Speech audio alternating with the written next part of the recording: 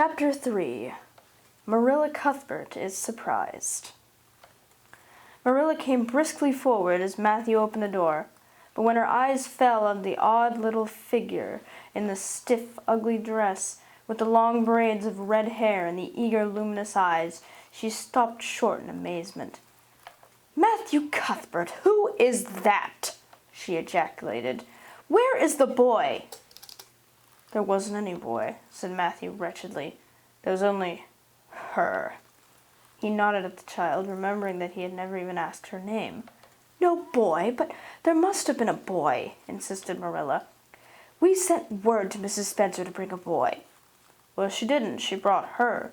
I asked the station master, and I had to bring her home. She couldn't be left there no matter where the mistake had come in." "Well, this is a pretty piece of business," ejaculated Marilla.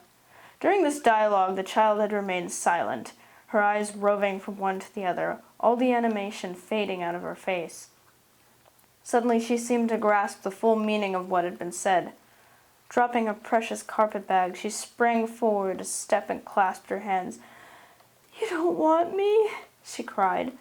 "You don't want me because I'm not a boy? I might have expected it. Nobody ever did want me. I might have known it was all too beautiful to last. I might have known nobody really did want me. Oh, what shall I do? I'm going to burst into tears." Burst into tears she did, sitting down on the chair by the table, flinging her arms out upon it, and burying her face in them. She proceeded to cry stormily. Marilla and Matthew looked at each other, deprecatingly across the stove. Neither of them knew what to say or do. Finally Marilla stepped lamely into the breach. "Well, well, there's no need to cry so about it." "Yes, there is need." The child raised her head quickly, revealing a tear-stained face and trembling lips. "You would cry too if you were an orphan and had come to a place you thought was going to be home and found that they didn't want you because you weren't a boy. Oh, this is the most tragical thing that ever happened to me." Something like a reluctant smile, rather rusty from long disuse, mellowed Marilla's grim expression. "Well, don't cry any more. We're not going to turn you out of doors tonight. You'll have to stay here until we investigate this affair. What's your name?" The child hesitated for a moment. "Will you please call me Cordelia?" she said eagerly. "Call you Cordelia? Is that your name?" "No, it's not exactly my name, but I would love to be called Cordelia. It's such a perfectly elegant name." "I don't know what on earth you mean. If Cordelia isn't your name, what is?" "Anne Shirley," reluctantly faltered forth the owner of that name. "But, oh, please do call me Cordelia. It can't matter much to me what you call me if I'm only going to be here a little while, can it? And Anne is such an unromantic name." "Unromantic fiddlesticks," said the unsympathetic Marilla. "Anne is a real good, plain, sensible name. You've no need to be ashamed of it." "Oh, I'm not ashamed of it," explained Anne. "Only I like Cordelia better. I've always imagined that my name was Cordelia. At least, I always have of late years. When I was young, I used to imagine it was Geraldine, but I like Cordelia better now. But if you call me Anne, please call me Anne spelled with an E." "What difference does it make how it is spelled?" asked Marilla with another rusty smile as she picked up the teapot. "Oh, it makes such a difference. It looks so much nicer. When you hear a name pronounced, can't you always see it in your mind, just as if it was printed out? I can, and A-N-N looks dreadful, but A-N-N-E looks so much more distinguished. If you'll only call me Anne spelt with an E, I shall try to reconcile myself to not being called Cordelia." "Very well then, Anne spelt with an E. Can you tell us how this mistake came to be made? We sent word to Mrs. Spencer to bring us a boy. Were there no boys at the asylum?" "Oh, yes, there was an abundance of them. But Mrs. Spencer said distinctly that you wanted a girl about 11 years old, and the matron said she thought I would do. You don't know how delighted I was. I couldn't sleep all last night for joy. Oh," she added reproachfully, turning to Matthew, Why didn't you tell me at the station that you didn't want me and leave me there? If I hadn't seen the white way of delight in the lake of shining waters, it wouldn't be so hard." "What on earth does she mean?" demanded Marilla, staring at Matthew. She's just referring to some conversation we had on the road," said Matthew hastily.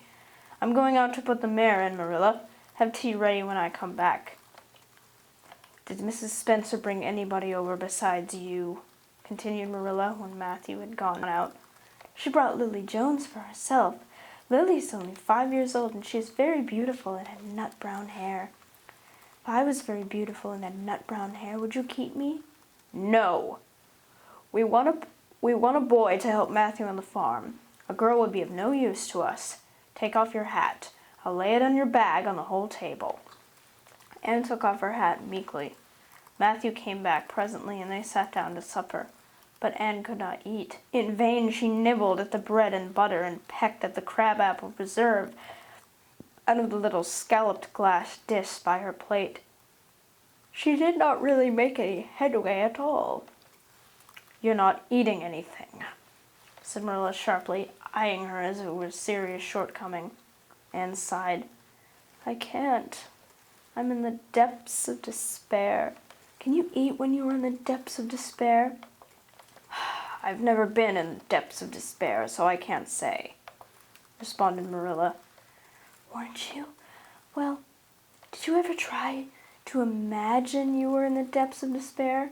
"No, I didn't." "Then I don't think you can understand what it's like. It's a very uncomfortable feeling indeed. When you try to eat, a lump comes right up in your throat and you can't swallow anything. Not even if it was a chocolate caramel. I had one chocolate caramel once 2 years ago, and it was simply delicious. I've often dreamed since then that I had a lot of chocolate caramels, but I always wake up just when I'm going to eat them. I do hope you won't be offended because I can't eat. Everything is extremely nice, but still I cannot eat." "I guess she's tired," said Matthew, who hadn't spoken since his return from the barn. "Best put her to bed, Marilla." Marilla had been wondering where Anne should be put to bed. She had prepared a couch in the kitchen chamber for the desired and expected boy. But although it was neat and clean, it did not seem quite the thing to put a girl there somehow. But the spare room was out of the question for such a stray waif, so there remained only the East Gable room. Marilla lighted a candle and told Anne to follow her, which Anne spiritlessly did, taking her hat and carpet-bag from the hall table as she passed. The hall was fearsomely clean. The little gable chamber in which she presently found herself seemed still cleaner. Marilla set the candle on a 3-legged, 3-cornered table and turned down the bedclothes. "I suppose you have a nightgown?" she questioned. Anne nodded. "Yes, I have 2. The matron of the asylum made them for me.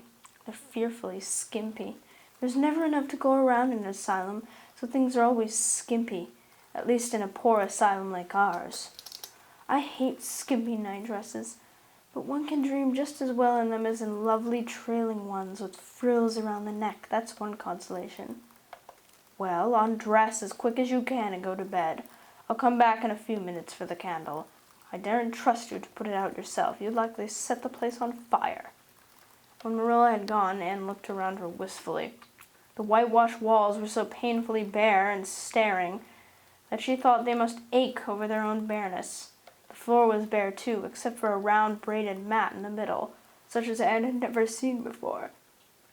In one corner was the bed, a high, old-fashioned one, with 2 dark, low-turned posts.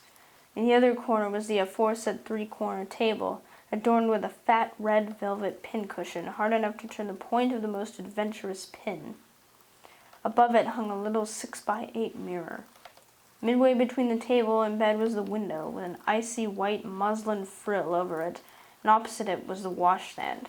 The whole apartment was of a rigidity not to be described in words, but which sent a shiver to the very marrow of Anne's bones. With a sob she hastily discarded her garments, put on the skimpy nightgown, and sprang into bed, where she burrowed face downward into the pillow and pulled the clothes over her head.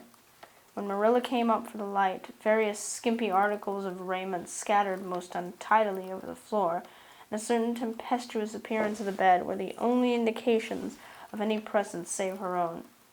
She deliberately picked up Anne's clothes, placed them neatly on a prim yellow chair, and then taking up the candle, went over to the bed. "Good night," she said a little awkwardly, but not unkindly. Anne's white face and big eyes appeared over the bedclothes with a startling suddenness. "How can you call it a good night when you know it must be the very worst night I've ever had?" she said reproachfully. Then she dived down into invisibility again. Marilla went slowly down to the kitchen and proceeded to wash the supper dishes. Matthew was smoking, a sure sign of perturbation of mind. He seldom smoked, for Marilla set her face against it as a filthy habit, but at certain times and seasons he felt driven to it. And then Marilla winked at the practice, realizing that a mere man must have some vent for his emotions. "Well, this is a pretty kettle of fish," she said wrathfully. "This is what comes of sending word instead of going ourselves. Richard Spencer's folks have twisted that message somehow. One of us will have to drive over and see Mrs. Spencer tomorrow, that's for certain. This girl will have to be sent back to the asylum." "Yes, I suppose so," said Matthew reluctantly. "You suppose so? Don't you know it?" "Well, now, she's a real nice little thing, Marilla. It's kind of a pity to send her back when she's so set on staying here." "Matthew Cuthbert, you don't mean to say you think we ought to keep her?" Marilla's astonishment could not have been greater if Matthew had expressed a predilection for standing on his head. "Well, now, no, I suppose not. Not exactly," stammered Matthew, uncomfortably driven into a corner of his precise meaning. "I suppose we could hardly be expected to keep her." "I should say not. What good would she be to us?" We might be some good to her," said Matthew suddenly and unexpectedly. "Matthew Cuthbert, I believe that child has bewitched you. I can see as plain that you want to keep her." "Well, now, she's a real interesting little thing," persisted Matthew. "You should have heard her talk coming from the station." "Oh, she can talk fast enough. I saw that at once. It's nothing in her favor either. I don't like children who have so much to say. I don't want an orphan girl, and if I did, she isn't the style I'd pick out. There's something I don't understand about her. Now she's got to be dispatched straight away back to where she came from." "I could hire a French boy to help me," said Matthew, "and she'd be company for you." "I'm not suffering for company," said Marilla shortly, "and I'm not going to keep her." "Well, now, it's just as you say, of course, Marilla," said Matthew, rising and putting his pipe away. "I'm going to bed." To bed went Matthew. And to bed, when she had put her dishes away, went Marilla, frowning most resolutely. And upstairs in the east gable, a lonely, heart-hungry, friendless child cried herself to sleep.